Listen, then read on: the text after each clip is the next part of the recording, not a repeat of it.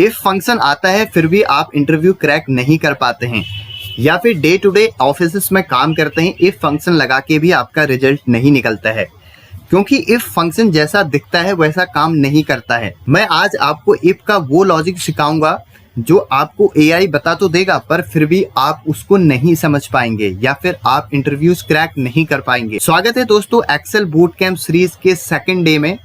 आज हम सीखेंगे एक ऐसे लॉजिकल इफ फंक्शन के बारे में जो आपको एक्सेल रियल वर्ल्ड और एक्सेल इंटरव्यूज में काफी ज्यादा हेल्प करने वाला है। दोस्तों एक्सेल बूट कैंप की एक सीरीज में मैं आपको स्टार्टिंग यानी कि बिगिनिंग से लेके एडवांस लेवल तक के वो सारे टॉपिक्स सिखाऊंगा जिससे आप एक्सेल में एक्सपर्ट बन सकते हैं। चाहे आप एक्सेल ऑफिस पर काम कर रहे हैं या फिर आप इंटरव्यूज की तैयारी कर रहे हैं, उन सभी जगह पे ये सारे टॉपिक्स आपको प्रैक्टिकली हेल्प करेंगे। तो चलिए दोस्तों हम सीखेंगे आज एक ऐसे इफ लॉजिक के बारे में। देखिए यहाँ पे एक डेटा सेट है जिसमें कुछ स्टूडेंट्स के नेम हैं और उनके स्कोर हैं।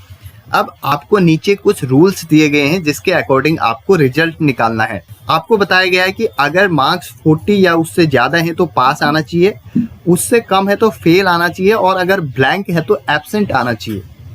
दोस्तों 80% लोग यहीं पे मिस्टेक करते हैं। अब देखिए आप कहेंगे कि आपको इफ फंक्शन आता है और आप एक नॉर्मली इफ लगाएंगे आपका रिजल्ट आ जाएगा। चलिए देखते हैं हम इफ लगाते हैं। मैं यहाँ पे चलता हूँ, लिखता हूँ equals to if bracket open. अब लॉजिकल टेस्ट किस पे लगाते हैं हम? स्कोर पे। अब हमारी कंडीशन क्या है? अगर मार्क्स 40 से ज्यादा हैं या फिर 40 के बराबर हैं तो क्या आना चाहिए? पास आना चाहिए। इन्वर्टेड कॉमा के अंदर लिखेंगे अगर टैक्स है तो।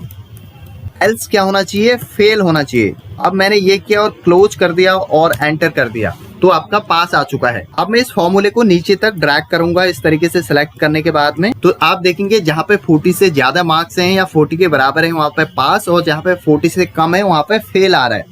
पर दोस्तों आपने एक चीज यहाँ पे ऑब्जर्व किया होगा, हमें जहां पे ब्लैंक है यानी कि जो पूजा वाला जो सेल है यहाँ पे हमें लाना है एब्सेंट, बट ये फेल आ रहा है। अब मैं आपको एक लॉजिक यहाँ पे समझाता हूँ इस डेटा में। देखिए जीरो का मतलब क्या है? यहाँ पे जीरो का मतलब है कि नेहा ने एग्जाम दिया है पर वो फेल है।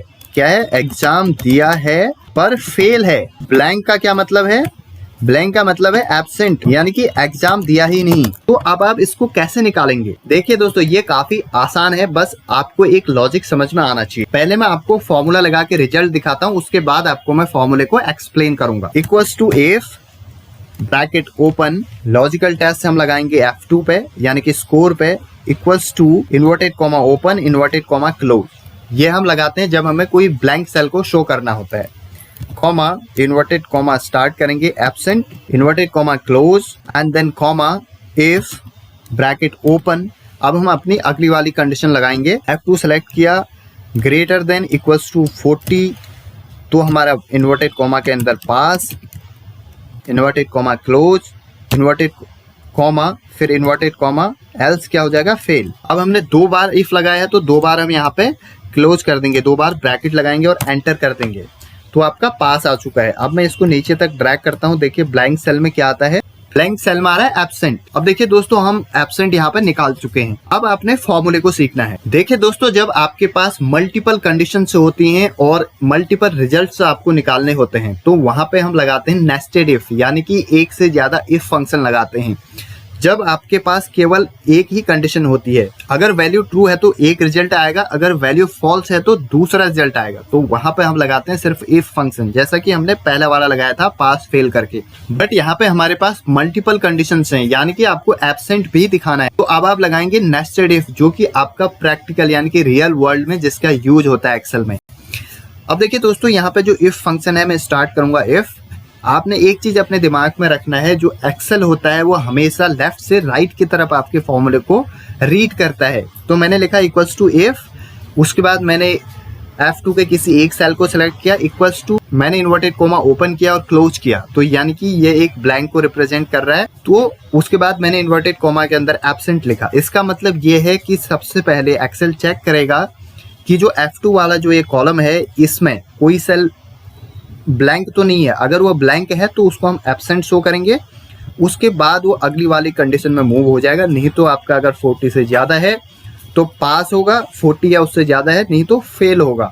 बस यही मतलब है इस फॉर्मूले का, है ना दोस्तों, कमाल का फंक्शन। तो ऐसे ही फॉर्मूले को सीखने के लिए आप मेरे चैनल को सब्सक्राइब करें और लाइक करें। अगर आपको कोई भी डाउट है तो आप मुझे कमेंट में बता सकते हैं, मैं आपकी डेफिनेटली हेल्प करूंगा। आज के लिए इतना ही, मिलते हैं अगले वीडियो में, तब तक के लिए बाय बाय।